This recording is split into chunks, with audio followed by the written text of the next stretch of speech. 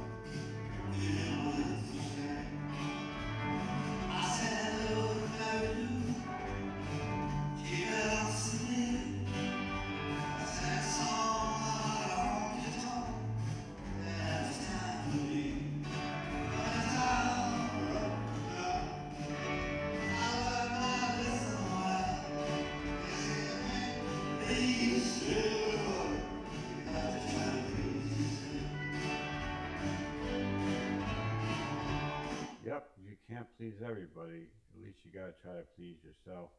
And the reference to Mary Lou, that was one of Ricky's biggest hits, Hello Mary Lou, Goodbye Heart. So he sang one of the old songs, and then he sang a song about a honky tonk, which obviously was a country song. And then it was time to leave because it wasn't received very well.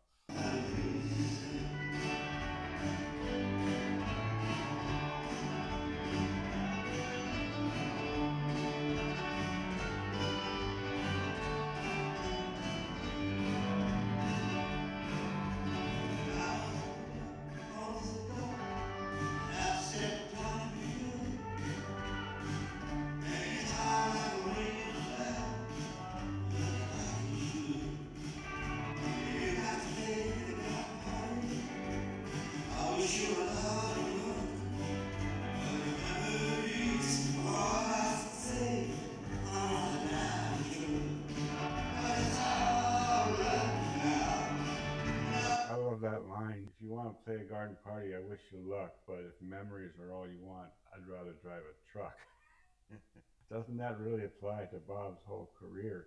He never wanted to play the old songs. He always wanted to move ahead through so many different phases, from folk to electric, Jesus, many different styles, blues, country, bluegrass, Sinatra.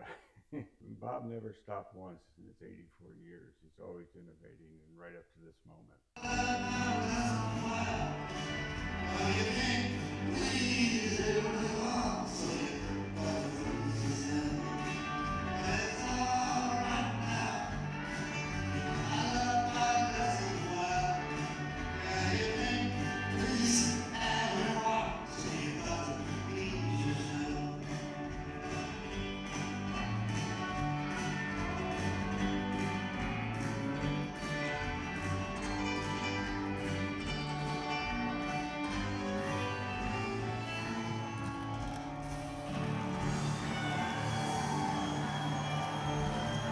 So there was Bob, May 15th, 2025 in San Diego. A really fun thing for him to do.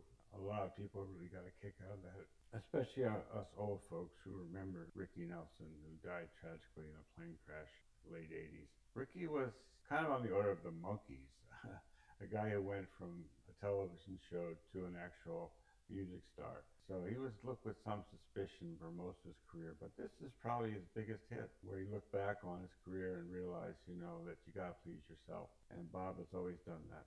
Happy birthday, Bob. May you have many more and continue your amazing journey. And how about a new album?